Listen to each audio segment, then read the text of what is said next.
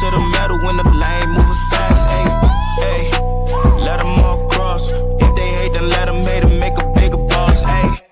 This episode is brought to you by SPI Logistics, the premier freight agent logistics firm in North America. For over 40 years, SPI has been diligently building the most successful freight agent network to provide first-class relationships for our shippers, receivers, and carrier partners. We are more than another transportation network. We are a dedicated team of professionals united by one singular purpose, and that is to expedite our agents' success. All of our agents are set up for success on day one, as they are provided with a full suite of support staff that is ready to assist them with everything from after-hours emergencies to financial and administrative needs on a no-fee basis. This way, you can focus on continuing to grow your business. There is no financial risk to start, and you have the ability to earn up to 75% in commissions. If you are looking to take control of your financial future and build your business with the backing of one of the most successful logistics firms in North America, visit www.spi3pl.com to learn more. Do me a favor and let them know that the Freight Coach sent you. Hey guys, before we jump into the episode, I wanted to let you know it is brought to you by Denim. As a business owner myself, I personally know the importance of financial stability and preserving cash flow to help navigate through any freight market. With Denim's comprehensive service offering, you now have an all-in-one financial partner whose platform includes factoring, payments, freight audit, document collection management, and analytics, which help keep your business financially healthy and increase your team's time to focus on revenue-producing activities. You can also take advantage of Denim's free credit check, which they perform on all of your customers, and Denim will proactively reach out to you if they spot any signs of credit deterioration. Finally, Denim always pays your carriers first. As a broker, this is imperative to preserving your credit score in the market, which ultimately helps you become a broker of choice to your carrier partners. Are you ready to learn more? Visit denim.com to schedule a demo today. Just do me a favor and let them know that the Freight Coach sent you. What is up, ladies and gentlemen? We are back. We are live. It is the Freight Coach Podcast, the top podcast in transportation, coming to you guys every single weekday. 8:30 a.m. Pacific, 10:30 Central to break down some industry headlines. But most importantly, you guys provide some actual insight into what you can do with all of this information. If this is your first time tuning in, welcome. This is the real side of freight, ladies and gentlemen. And I do say that before every single show. And what I mean by that is I only speak with transportation professionals because at the end of the day, I want to talk to the right individuals who have done what you're looking to do or who are currently doing what you're trying to achieve. So you can take that information, apply it, utilize it, and see a meaningful difference in your business and your life. Happy Friday, everybody. I got a very special guest for you guys here today. It's been a minute since he's been on because, like I always say, guys, I only have people who have real jobs on the show. And this guy is out here. He's making it happen. And I got my good friend, Adam Wingfield, back on the show today to break down all things carrier related. So, Adam, thank you so much for taking the time to join me. Good morning. Thanks for having me. No, I appreciate it, man. And it's like, dude, there's been so much stuff that has been coming out here, like for the last couple of weeks, months, however you want to put it. And, it's kind of seemingly like the landscape of things are shaking out there, man. So like, how's everything been going from your end and on the driver's side there? Man, it's still been tough. Obviously there's a lot of things going spurring regulatory wise, but then there's also a lot of news in terms of economical pressures that are kind of putting more downward pressure on the marketplace. As you see, Cass has indicated that, from their index, they've seen 28 months of consecutive decline. Recently, you've got some of your major financial markets finally understanding that the trucking market is a key indicator of where the economy is going. I think I was leading the collegiate letter this morning, and there was other couple of financial markets where they were saying, hey, because of where trucking is going, it looks like this is where America is going. So from a sentiment perspective, obviously it's delivering a negative sentiment, but as far as long term, I think that this is a corrective action more than anything else that needs to take place to get us back to pre-COVID levels. Yeah, and I look at a lot of what I see out there, Adam, is there's a lot of stuff that, obviously I am never a fan of any more government than needed. Like I am as small government as possible, but I feel like we've gotten to the point here where things have just slowly eroded over time, and like the regulation and the oversight just wasn't done. And I feel like there's a lot of stuff coming out that it's like we need to kind of take a hard, and not kind of like we need to take a hard line in the sand and really look at how things are to actually fix them. And I get the whole human element side of things, and I understand a lot of people's stances on it, but like for us to really like move forward as an industry, I feel like there has to be a hard pause for a certain amount of time so we can kind of put a plan in place here to move the industry forward, because otherwise I just feel like it's just kind of putting band-aids and more band-aids on stuff and nothing's actually going to get fixed. No, I totally agree, and I'm a big fan of that as well. From the standpoint of, I don't believe that we need to overregulate, but I do believe that there are lapses overall. There are lapses in our overall execution of the rules that are already in place. I feel like from a compliance perspective, and also from a perspective of just going out and enforcing what we already have on the table, I don't believe that we do a really good job of that. And I'm a big fan of saying, hey, let's pause things until we get this thing sorted and figured out, because the FMCSA as an agency, as a body, has been severely understaffed for quite some time. And they're really just trying to hang on for dear life and what they feel like is the most appropriate way to kind of move forward. So I think this is a good opportunity for us to kind of take a couple of steps back, see what's going on. Let's go ahead and just freeze some things and just, let's just get to enforcement of the regulations that are already in place. Yeah, I also look at it too, where it's like I feel like there's such a disconnect between the federal and state level, like implementation of a lot of this stuff, Adam.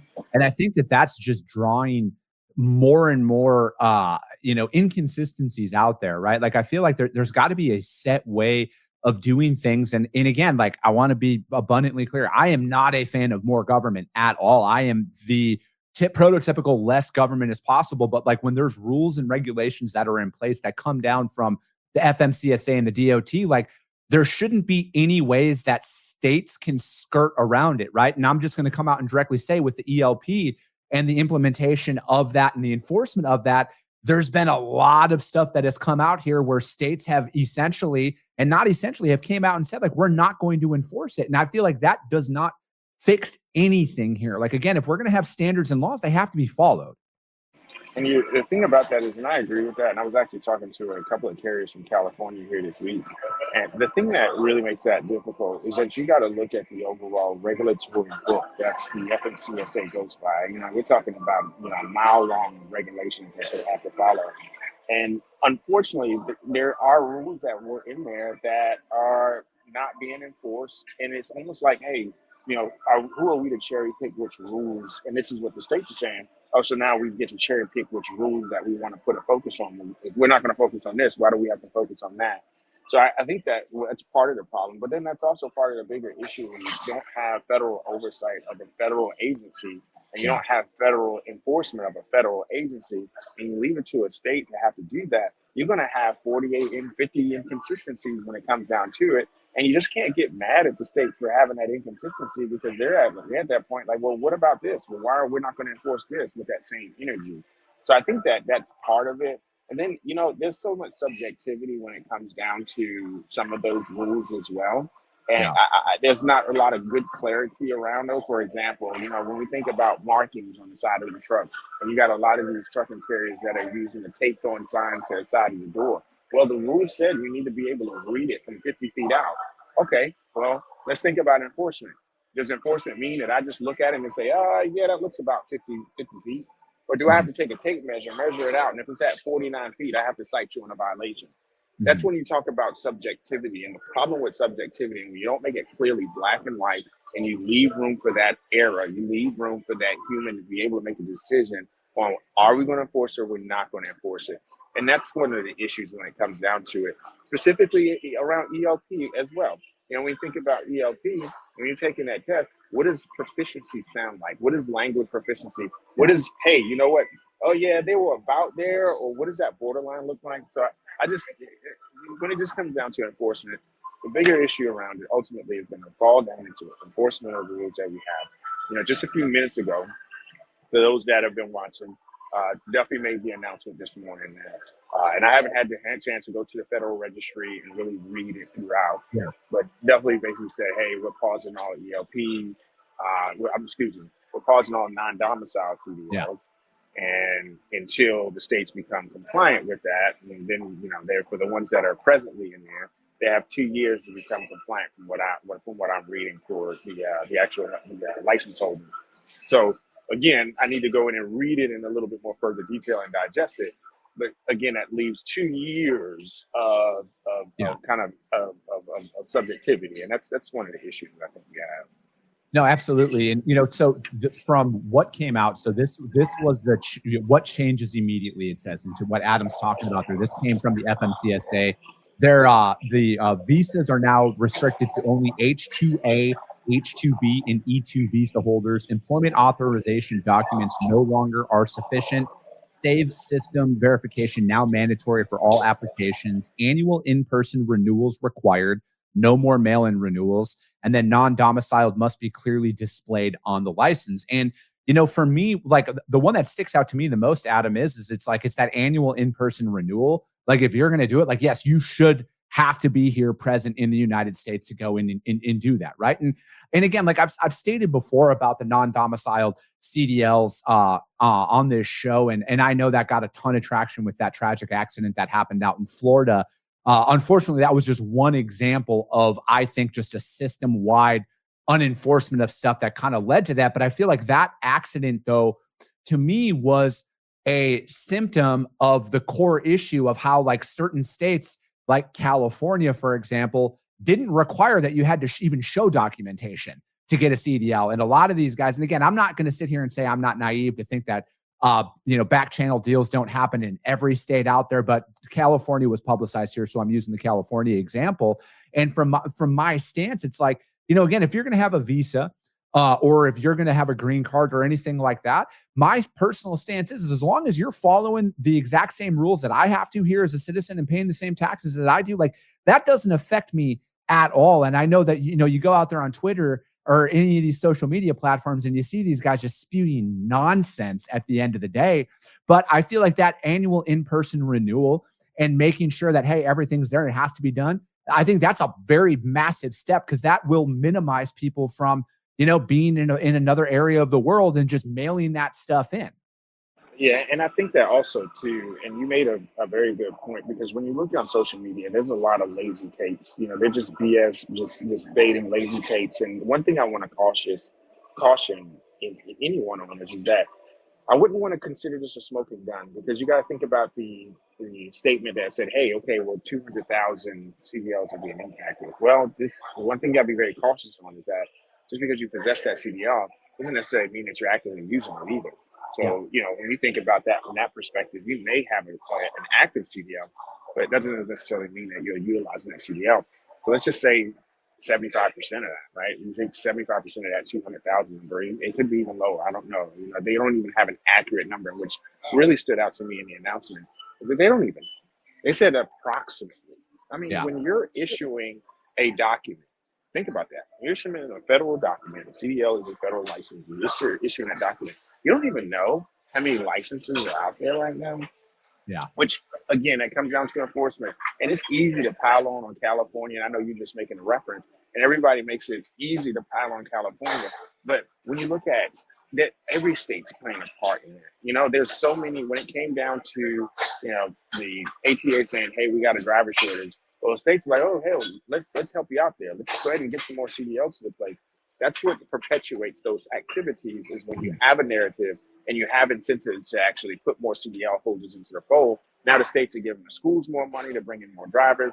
Now they're pumping those drivers back onto the highways. And it's just a mess, man. I think that ultimately right now, we don't need any more CDL holders. We don't need more trucking companies coming into the fold. We need to figure and sort this thing out. There needs to be better enforcement, man. And I think that there's some obvious things that are being enforced. And there's some not so obvious things. But when it comes down to the ELP mandate, I think it just opens up a box for so many other issues that need to be taken care of and addressed. Yeah, I also look at it too is obviously I broker freight every single day. I've been brokering freight for a very, very long time. I've talked to a lot of drivers out there, and I do not personally think it's as big of a deal as a lot of people are saying out there. Has there been a couple of instances? Yes, there has been a couple of instances out there, but like it's in the minority, right? Like if you go out there in any form of media right now, it's like everybody who's driving a truck can't speak English and nobody can read the roads.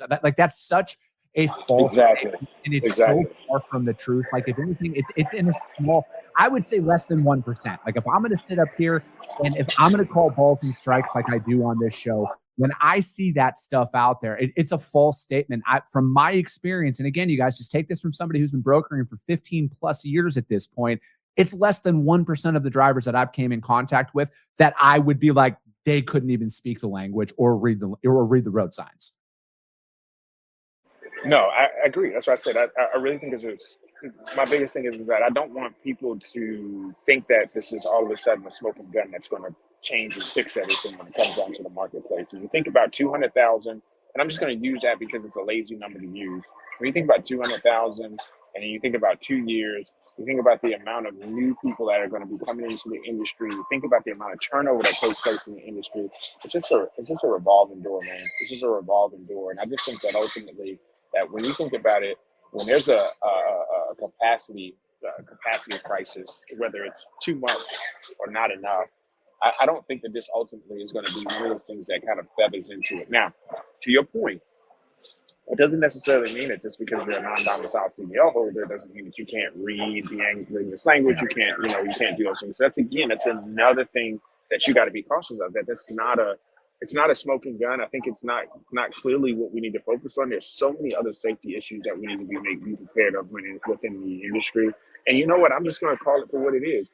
There are so many cold-blooded, red-blooded Americans that are out there on the highways that speak the English language, have valid CDLs that are tearing up the highways and doing things that they shouldn't be either. So if you really want to call it out, let's fix the whole thing and not just isolate the problem. No, I agree with that, right? Like at the end of the day, man, if there's going to be a standard to upheld, it has to be to every single person that is out there. And that's what I was saying about with visa holders and everything else, because people are like, oh, they're coming in and they're stealing our, no, they're not, right? Like at the end of the day, there is a system that the federal government has created a long time ago. Like this isn't a Trump thing. This isn't a Biden thing. This has been in place for a very long time. And my stance is as long as you are held to the exact same standards I am as a business owner, you have to pay the same taxes that I do. You have to follow the same laws and rules that I have to. You're not doing anything wrong at that point, right? So to sit there and point the finger in one direction is just a false statement that a lot of people that you see on social media and even the media doing it. And I hate that shit, right? Like I hate people doing that because like there are a lot of people in this industry who just work hard, they do the right thing and they go home and they are going to be unnecessarily messed with if there is a continued deterioration of standards in this industry, because that's what it boils down to.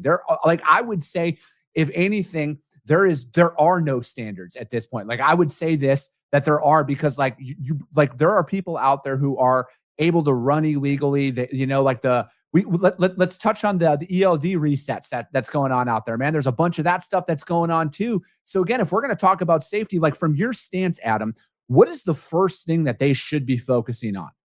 Man, when you think about that, there's so many things. When we talk about, you roll back to about a year ago, we had drug tests, we had the DOT clearinghouse was one of the issues that we had. We had so many carriers that were allowing drivers to operate that not only have not been registered through the clearinghouse, but have known violations. So you think about the amount of drug and alcohol violations that hit the highways every single day. You think about when you go into, and this is public record, you can go into and search all of the violations that take place. And you look at states from a violation perspective. One of the top violations that go through every single day is not even having a valid CDL. So when you think about that, I'm not talking about ELP and none of that. You just call it what it is. It's not having a valid CDL. So that means a hot shotter that's got a 40-foot gooseneck and got a F350 or F450 that's pulling a hot shot and doesn't have a CDL. So that means that person that's behind the wheel of the truck maybe has been ruled ineligible because they failed a drug test, or because they haven't gone through the RTD status after you had a registered drug or alcohol violation. And there's so many things from that perspective. Then when you talk about ELDs and the easy manipulation of ELDs, there are ELD companies that allow you to pick up the phone and say, hey, you know what, I need to reset some hours. I need to add some more hours. This was a mistake. There's the PC, where there's abuse of personal conveyance, where you got people that are using personal conveyance laden and using that to substitute and hide hours of service violations. Hours of service is a big issue when it comes down to the industry, because it's a rule, but it's allowed to be subjective because of the loopholes that the ELD provides that it was supposed to replace when we removed the paper logs quite some time ago. So when I look at that and I look at those those small components that lead and that feed into that really stands out and says we just have a full on-board mess when it comes down to it. And I just think that until we get a staffed FMCSA that's able to compartmentalize some of these buckets that need to be addressed and just dragging this thing along, the fact that we're just dragging everything along, it allows politics to get in place, right? Yeah. So now you've got one administration say we need to focus on that. And now the more you drag along, you got another administration that'll come in and say, you know what, we need to focus on that. I think the partisanship within this industry and the way that it's being driven home and the partisanship behaviors that are starting to take place from a commentary perspective, that's not what we need to be. We need to be down the middle, and we need to start to come up with an equal and fair and equitable process to move forward. Yeah, no, I'm right there with you, right? Because like that's the thing that I just do not feel like should happen, and it has, right? Like everything is politicized at this point, right? Like, oh, you voted for Trump, you're clearly this, or oh, you're a Democrat, you're clearly that, and there's no progress that will ever be made if we continue down this path. And I look at, and that's why I am such a proponent of a temporary pause on a lot of this stuff, so we can let's sit down. And again, you guys, the government moves at the speed of molasses, right? Like it's going to take a while, but I feel like for us, I look at it like it's a boat analogy where there's a bunch of different holes and you're just plugging one, and then you have to remove your finger to plug another one, and another hole pops up, and you're just you're playing whack-a-mole essentially at this point. And that's why I feel like it's the smartest thing to do, whether it's a 6-month or an 8-month, I don't know what that number is. Pause everything until we can get stuff in line. That's the only way that progress will be made in fixing and starting to put a plan in place to fix a lot of these things that everybody likes to point the finger at.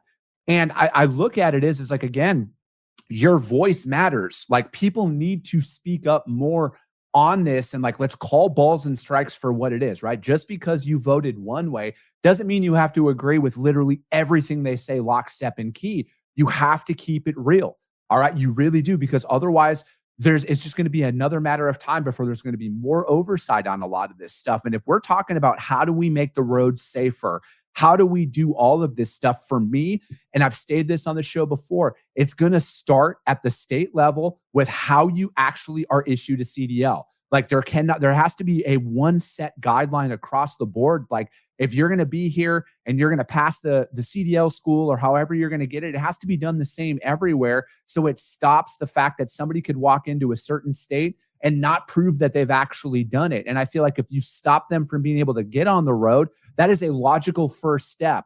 Then that puts the most qualified people behind the wheels downstream. Maybe from there, it's like, hey, once you get your CDL, it's mandatory. You have to go into like a 6-month apprenticeship or driver training or something like that. I don't know. But I feel like for me, the issuance of the CDL and the ability to attain a CDL, that's step one. No, I agree. And I also would take it a step further to say, hey, I've been saying this for over a year now that we need to